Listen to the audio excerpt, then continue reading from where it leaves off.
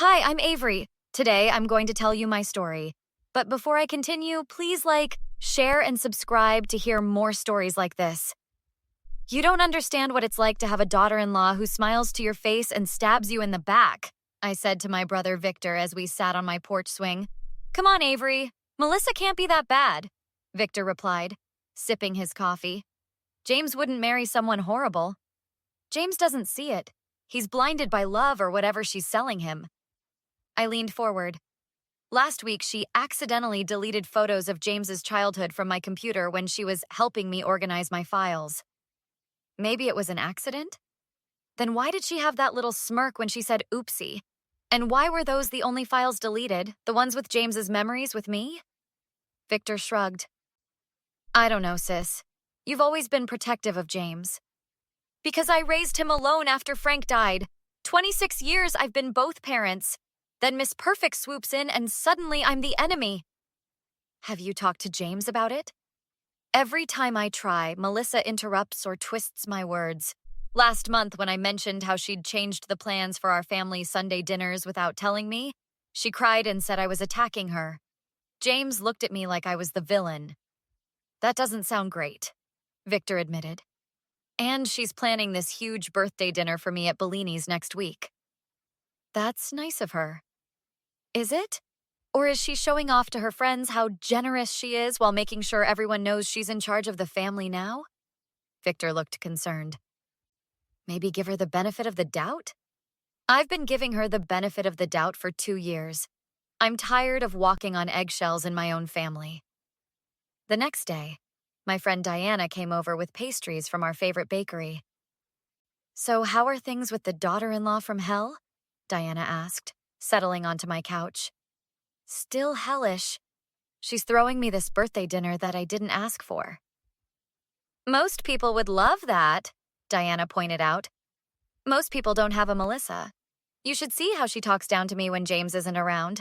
Last time she was here, she rearranged my living room and said my style was charmingly outdated. That's passive-aggressive, Diana agreed. Oh, there's nothing passive about it.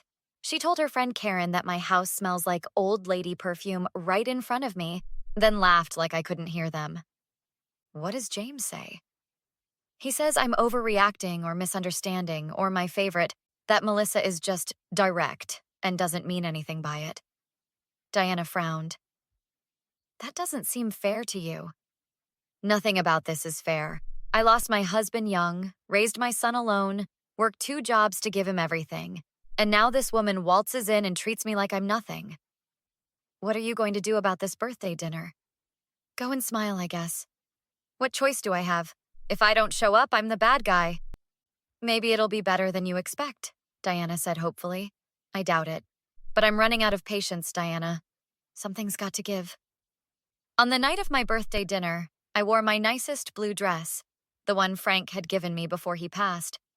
James picked me up and drove us to Bellini's, chatting about work. Mom, I'm glad Melissa planned this. You deserve to be celebrated. It was thoughtful, I said carefully. See? I told you you'd warm up to her. Melissa really tries hard with you. I bit my tongue and changed the subject. How's the new project going? When we arrived, Melissa was already there with about 15 people. Her friends mostly, with a few of mine and James's mixed in. She wore a tight red dress and waved dramatically when she saw us. There's the birthday girl, she called out, pulling me into a hug that felt like a performance. You look nice, she added with a quick once-over. Thank you for arranging this, Melissa, I said politely. Of course. Your family. She linked her arm through James's. Aren't you going to say hello to your wife, honey?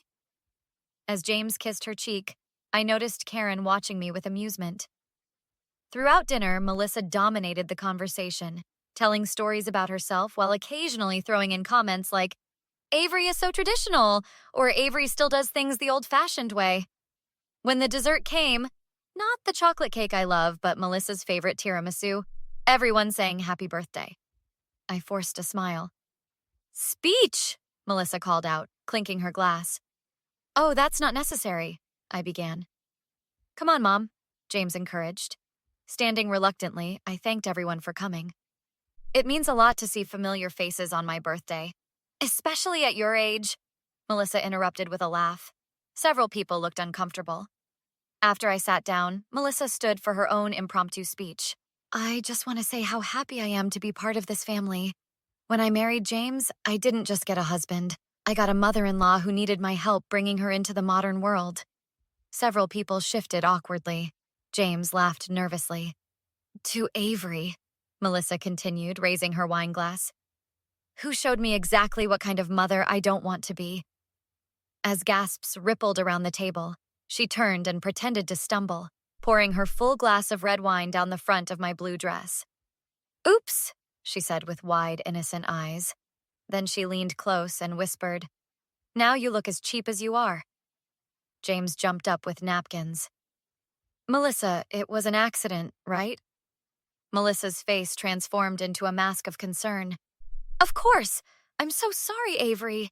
How clumsy of me. I sat there, wine dripping onto my lap, as everyone stared. I need to clean up, I said quietly, standing. In the bathroom, I looked at my ruined dress, Frank's last gift, and finally let the tears come. Diana came in a minute later. That was no accident. I saw her face. She did it on purpose, I confirmed. She whispered that I look as cheap as I am. Diana's eyes widened. That's horrible. You need to tell James. He won't believe me. He never does. I dabbed at the stain helplessly. But this is the last straw, Diana. I'm done being her punching bag. The next morning, James called. Mom, Melissa feels terrible about what happened. Does she? I asked flatly. It was an accident. She was embarrassed and trying to lighten the mood with that joke. What joke? About, looking cheap. She didn't mean anything by it. I took a deep breath. James, it wasn't a joke. It wasn't an accident. Mom, come on. Why would Melissa deliberately ruin your birthday? Because she enjoys hurting me. She has from the beginning. That's not fair. You've never given her a chance. I've given her nothing but chances.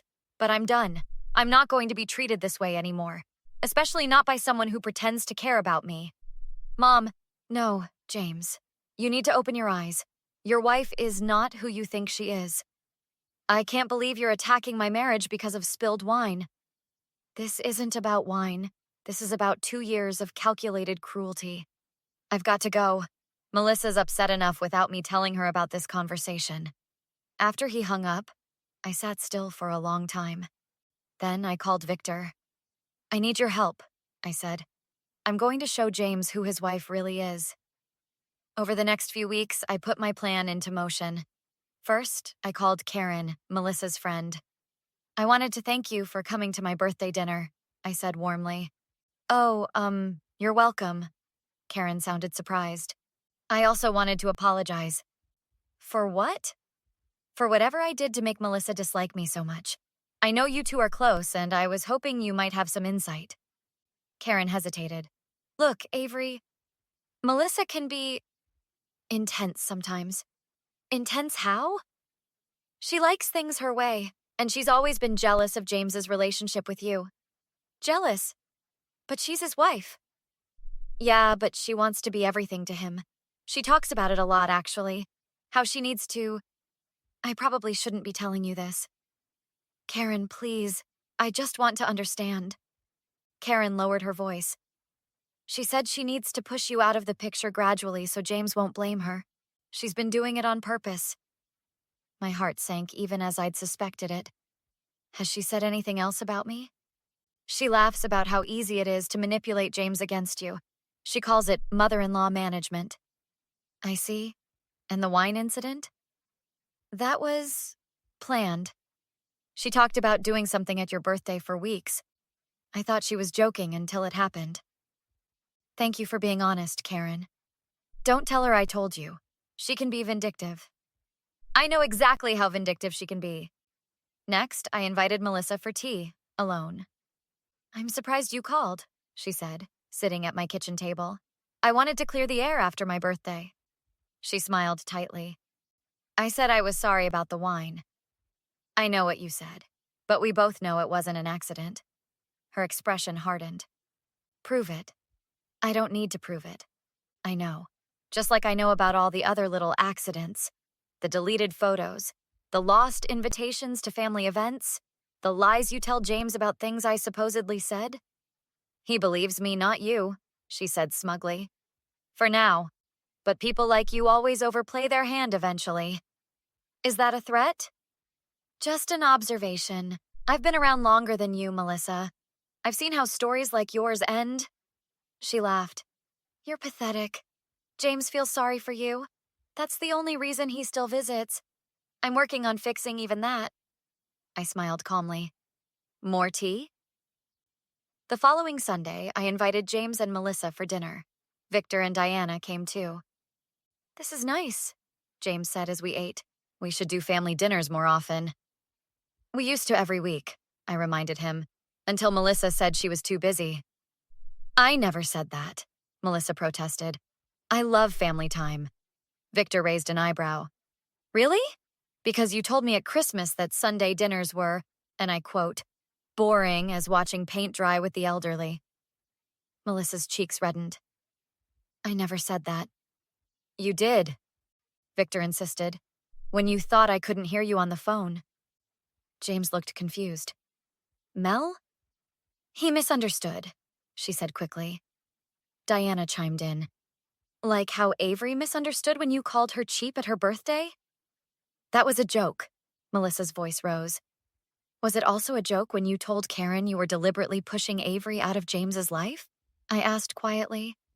Melissa's fork clattered to her plate. Karen would never. Karen told me everything, I said. About your mother-in-law management plan. About how you laugh at how easy it is to manipulate James against me. That's ridiculous, Melissa sputtered, turning to James. She's making this up. James looked stricken. Is she? Of course. You know your mother doesn't like me. I wanted to like you, I corrected, until you started trying to erase me from my son's life. James, she's lying, Melissa insisted. Then explain this, Victor said, pulling out his phone. He pressed play on a voice recording. Melissa's voice filled the room. I can't stand his mother. But don't worry. Another year of subtle sabotage and James won't even notice when she's not around anymore. Did you see her face when I spilled that wine? Worth every drop? Silence fell across the table. You recorded me? Melissa hissed at Victor. When you called me by mistake last week and I heard what you were saying, I felt I should keep it, Victor explained. For James's sake. James stared at his wife. Is that really how you feel about my mother? She's manipulated them all against me. Can't you see that? The only manipulation I see is yours, James said quietly. How could you do this? Say these things? Your mother has hated me from day one. That's not true, I said calmly. I welcomed you until you started showing me who you really are. Melissa stood up, knocking over her chair. This is a setup. I'm leaving. Good idea, James said, his voice cold. I'll stay here tonight. We'll talk tomorrow. After she stormed out, James turned to me with tears in his eyes. Mom, I'm so sorry I didn't believe you. You believed what you wanted to believe, I said. We all do sometimes. Over the next month, things changed dramatically. James moved back home temporarily while he sorted things out. He filed for divorce after discovering Melissa had been lying about many other things, including spending his savings on secret shopping sprees. Melissa tried calling me to apologize once she realized James was serious about leaving. Avery, I've made terrible mistakes. I was jealous and insecure. Can we start over? No, Melissa, we can't. Actions have consequences. But I'm sorry.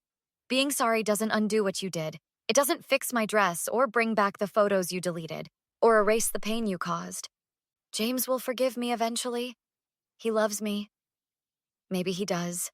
But he loves himself more, I hope. And that means choosing not to keep people like you in his life. 2 months later, Melissa moved away after most of our friends and family learned about her behavior. James told me she'd lost her job after her boss discovered she'd been bad-mouthing clients the same way she had me. On my next birthday, we had a small, genuine celebration at my house.